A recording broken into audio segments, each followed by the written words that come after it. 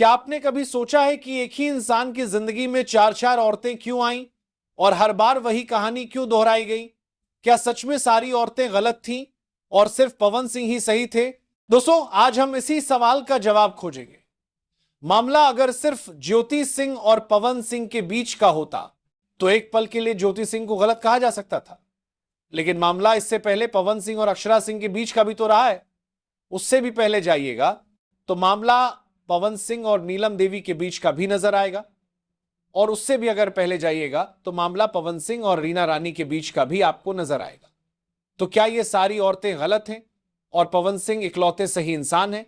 सवाल बड़ा है और जवाब उससे भी बड़ा। देखिए, किसी एक पक्ष की चर्चा करके किसी एक को गलत ठहरा देना बहुत आसान है, लेकिन मुश्किल है दोनों पक्षों को जानना और फिर यह तय करना कि कौन सही है और कौन गलत।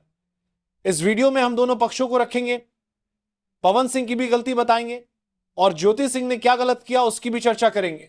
वीडियो के अंत में फैसला आपको करना है कि कौन सही है और कौन गलत। अब बात करते हैं सबसे पहले पवन सिंह की। उनके करियर को देखिए तो साफ झलकता है कि विवाद हमेशा उनके साथ चलता रहा।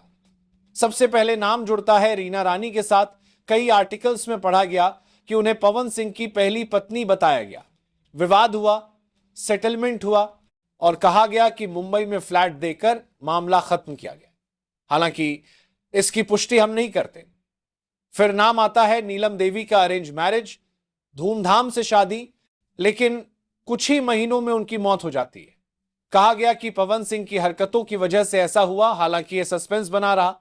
फिर नाम जुड़ता है अक्षरा सिंह का। दोनों का रिश्ता पब्लिक हो गया, लेकिन अचानक विवाद हुआ और पवन सिंह ने शादी कर ली ज्योति सिंह से। कहा गया कि यह शादी परिवार के दबाव में हुई थी, लेकिन शादी के कुछ ही दिन बाद ज्योति सिंह आरोप लगाती हैं कि पवन सिंह अब भी अक्षरा सिंह के संपर्क में हैं और फिर मामला कोर्ट तक पहुंच जाता है। अब सवाल यही है, क्या ज्योति सिंह गलत हैं? क्या अक्षरा सिंह गलत थी? क्या नीलम देवी गलत थी? क्या रीना रानी भी गलत थी? क्या ये सारी औरतें गलत थी और पवन सिंह इकलौते सही इंसान हैं? बड़ा सवाल यही है। अब आते हैं ज्योति सिंह की गलतियों पर। सबसे पहला, जब मामला न्यायालय में चल रहा था उन्हें अदालत के फैसले का इंतजार करना चाहिए था, और अब जब पवन सिंह बीजेपी में लौट चुके और चुनाव नजदीक है, देख लीजिए आप लोग अपने फोन में का असली चेहरा देख लीजिए। बहुत सारी चीजें हम आज भी छुपा के रखे, हम नहीं लाते हैं वीडियो में क्योंकि मेरा पति है वो, लेकिन नहीं, आप नहीं। वो पति आज हमको थाने में भेज रहे हैं, पुलिस भेज रहे हैं उनके घर में आने के लिए। एक बार नहीं, 10-10 बार भेजे। अब नहीं आएंगे आप लोग तो फिर मर जाने के बाद से कैंडल लेके मत निकलिएगा आप लोग। बेटी के नाम पे एकदम कैंडल लेके मत निकलिएगा। आप लोगों को कोई राइट नहीं है कि कैंडल लेके निकलेंगे आप लोग, किसी बेटी को कुछ होता है तो। ऐसे में लखनऊ जाकर लाइव करना, क्या यह सब सिर्फ एक राजनीतिक ड्रामा था?